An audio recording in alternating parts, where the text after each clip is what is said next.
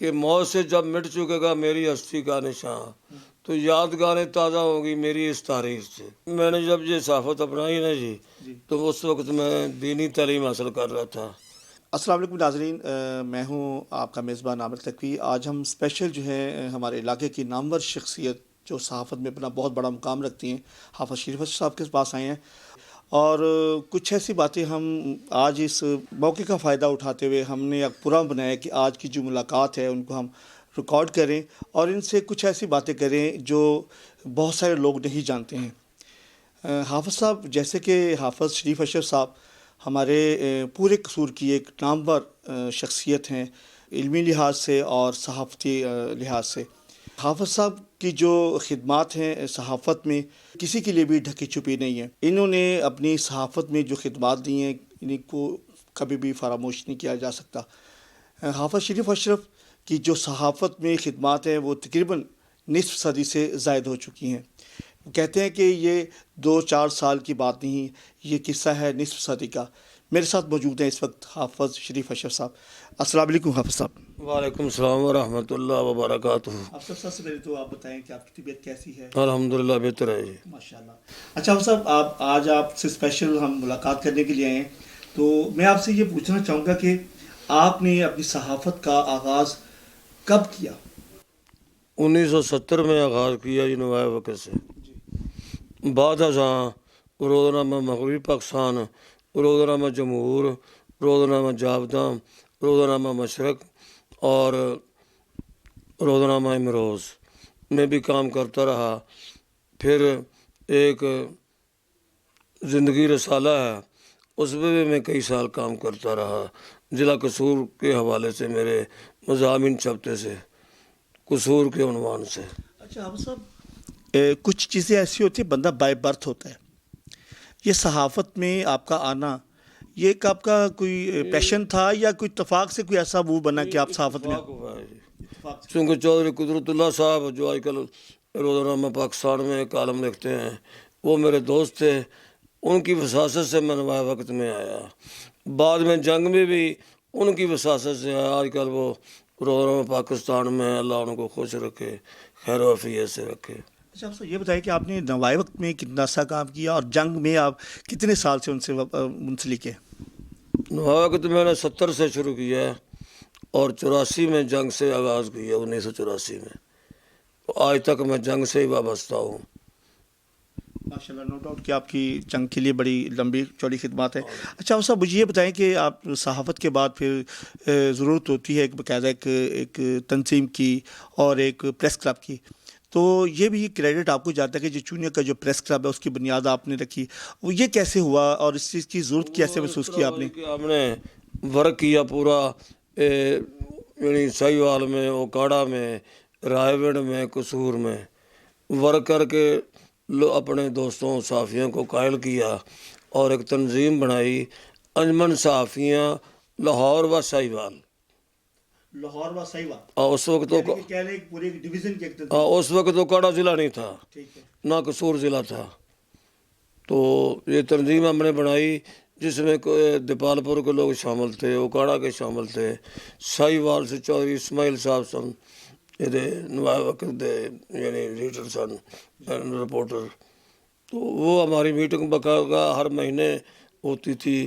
جب میں press club میں نے درخواست دی ممبرشپ کی تو میری درخواست انہوں نے ریجیکٹ کر دی۔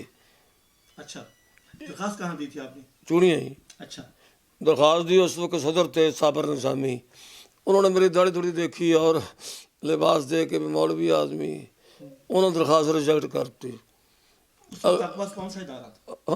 اس وقت آپ کے پاس کون سا نوائے وقت نوائب تھا؟ اچھا، چونیا پریس کلب ان کے پریزیڈنٹ اس وقت کوئی اور تھے، وہ الیکشن ہوا نا تو وہ بن گئے، تو مجھے انہوں نے رکنے کی تو نہیں دی، تو ساروں نے مخالفت کی۔ میں نے پھر اگلے مہینے درخواست دے دی کہ اگر نہ دو گے تو میں کورٹ میں چلا جاؤں گا، میرے پاس کارڈ ہے نوائے وقت کا۔ اچھا، وہ پھر انہوں نے مجھے، تو الیکشن یہ ہوتا تھا خفیہ رائے دہی، جیسے جمہوری طریقہ جماعت اسلامی کا ہوتا ہے، پھر کوئی یعنی عہدیدار نہیں، نہ کوئی خزانچی، نہ صدر، نہ جنرل سیکرٹری، تو نہ کوئی ورکری کر سکتا ہے۔ یعنی کہ اپنے آپ کو نامینیٹ نہیں کر سکتا. نہ صرف فہرست جاتی تھی آپ کے پاس چلے گی، میرے پاس آ گئی، پھر اس میں سے صدر پہ ٹک مارک کر دیں یا جنرل سیکرٹری پہ کر دیں. میں نے اپنے آپ کو پیش نہیں کیا، مگر جب گنتی ہوئی تو میں صدر منتخب ہو گیا. میں نے جب یہ صحافت اپنائی نا جی، تو اس وقت میں دینی تعلیم حاصل کر رہا تھا. لفظ صحافت جو ہے اس کا قرآن پاک میں ذکر ہے. میں نے وہ ذہن میں رکھ کے یعنی صحافت شروع کی تھی. میں 2 دفعہ جیل گیا، ایک دفعہ 3 مہینے جیل میں رہا ہوں ماشاء اللہ دور میں، ضیاء الحق کے دور میں. اس کے علاوہ میں چونیا میں حوالات میں رہا ہوں 2 دفعہ. یعنی بطور صحافی؟ بطور آپ کا جرم تھا آپ صحافی ہیں؟ ہاں صحافی. بس وہ میں نے خبر دی تھی ڈکیتی کی، اچھا. تو وہ ناگوار گزری سارے افسروں کو. انہوں نے میرا جھوٹا پرچہ دے کے مجھے گرفتار یعنی کروا دیا، پھر حوالات میں، پھر جناب جیل میں. تو نمبر 2 یہ ہے کہ مرے تھے جن کے لیے وہ رہے وضو کرتے. کوئی ملاقات کے لیے بھی نہیں گیا جیل میں، کوئی تینوں یعنی اضلاع کا صحافی ملاقات کے لیے بھی نہیں گیا. بس وہ قاعدہ مارشاء اللہ میں ٹرائل ہوا، باعزت بری ہوئے. آپ صحافت کے ساتھ ساتھ سیاست میں بھی دلچسپی رکھتے ہیں، تو صحافت کے ساتھ آپ نے سیاست میں آنے کا کیوں فیصلہ کیا؟ وہ یہ ہوا کہ میرا دوست تھا وہ فوت ہو گیا بیچارہ، اللہ جنت نصیب کرے. اس نے میری سیکورٹی داخل کرا دی ضلع کونسل کی برائے یعنی ممبر ضلع کونسل. میں مجبور ہو گیا، میں کہا اب اس نے پیسے جمع کرا دیے ہیں. میں نے الیکشن لڑا، 4 یونین کونسلیں تھیں، یعنی ایم پی اے کا حلقہ تھا جو پہلا الیکشن زیادہ دور میں ہوا، جس میں بھاگی وال تھی، ڈٹے تھے اور دیو سیال تھی، شمس آباد وغیرہ یہ گاؤں دیہات قصبے تھے. تو میں نے الیکشن لڑا تو ممبر ضلع کونسل منتخب ہوا. مجھے ایک ایڈیٹر نے خط لکھا، انہوں نے کہا صحافیوں کو تو 1 ووٹ بھی نہیں ملتا، آپ ہزاروں ووٹ لے گئے ہیں. میں کہ ہم لوگوں کے کام بھی کرتے ہیں. آپ صاحب مجھے بتائیں کہ جب آپ صحافت آپ کی عروج میں تھی، آپ کے اس وقت کون سے ہم اثر صحافی تھے جو اس وقت آپ؟ ایک تو پھول نگر کے تھے انعام الحق، وہ آج کل جاپان ہے. نمبر 2 کھڑیاں کے احمد علی کیسر ہیں، وہ کھڑیاں میں ماشاءاللہ ہیں. تو نمبر 3 ڈاکٹر رشید احمد کھوکھر ہیں کنگن پور میں. یہ ہمارے ہم سفر ہیں. یہ 3 رہ گئے، باقی اللہ کے سپرد ہو چکے ہیں. آپ کے دور کے اس وقت جو 3-4 ہاں صحافی ہیں جو یا پتوں کی میں خالد لطیف کمن ہے. اچھا، وہ بھی آپ کا اسی ہم پرانے دور کے آدمی. اچھا، بطور صحافی آپ نے کون سی ایسی شخصیات سے ملاقات کی ہے جو ہمارے ساتھ شیئر کرنا چاہیے، جو نامور ہمارے ملک کی شخصیات؟ صحافی یا سیاستدان؟ نہیں، آپ نے بطور صحافی ملک کی کوئی بھی نامور شخصیات. میں نے وزیر اعظم نواز شریف سے 2 دفعہ ملاقات کی، شہباز شریف سے ملاقات کی، ملک معیار خالد سے کئی دفعہ ملاقات کی وزیر اعظم سے. جسٹس محمود الرحمان سے ہماری ملاقات ہوئی، وہ چونیا میں تشریف لائے تھے. وزیر قانون شیخ رفیق صاحب، ان سے ملاقات ہوئی. بھٹو صاحب سے ملاقات ہوئی. نمبر 2 بے نظیر سے پتوں کی میں ملاقات ہوئی. قاضی حسین احمد صاحب یہاں آئے، امیر جماعت اسلامی. صحافیوں میں الطاف حسن قریشی جو اردو ڈائجسٹ کے ایڈیٹر ہیں، وہ تشریف لائے. جمیل اطہر صاحب آئے. شخصیات میں مولانا معین الدین لکھوی، میاں فضل حق، یہ لوگ بھی پریس کلب میں آتے جاتے رہے. یعنی کہ ملک کی جو نامور شخصیات وہ جو ہمارے پاس وزٹر بک ہے اس میں ان کے تاثرات بھی موجود ہیں. یہ سیاسی صحافی شخصیات ہیں جن سے ملاقات ہوتی رہی. بڑے ملک کی نامور شخصیات سے آپ نے ملاقات کی ہے. اچھا اس سے مجھے یہ بتائیں کہ یہ 2-4 سال کی بات نہیں ہے، یہ قصہ ہے نصف صدی کا. وہ نصف صدی کا قصہ ہمارے لیے آپ کچھ کریں گے کہ وہ سر جامعہ دار اگر میں زندہ رہا، جیسے اللہ نے صحت دی ہے، صحیح ہو گیا تو انشاءاللہ میں ایک کتابی شکل میں نے ترتیب دی ہے. صحافت سے لے کے اب تک جو کچھ ہوا، جو مضامین چھپے، جو جرائم کی سٹوریاں چھپیں مختلف اخبارات میں، وہ سارا مواد میرے پاس موجود ہے. تصاویر بھی موجود ہیں. میں نے کافی 30 سال زندگی گزاری مولانا معین الدین لکھوی کے ساتھ. اس کے علاوہ علامہ احسان اللہ ظہیر، ان کے ساتھ بڑا وقت گزرا. وہ سارا ریکارڈ، وہ سب کچھ تصاویر موجود ہیں. اگر اللہ نے توفیق دی تو انشاءاللہ کتابی شکل اس کا نام بھی میں نے ترتیب دیا ہے مکتوبات۔